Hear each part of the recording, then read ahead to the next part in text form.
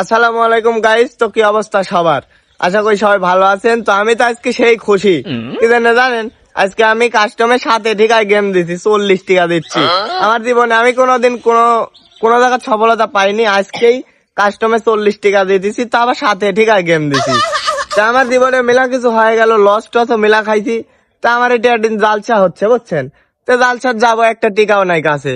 পরে আমার অভ্যেস হয় দুই আসিলা, পরে আমি আবার 58 টাকা পাইনো ফ্রি। তখন আমি পয়া করে বিমানে ঢোকা পরে আমি আবার বিমান উড়াইনি শুরু করে দিনু, পয়া করে দিনু বিমান উড়ায়।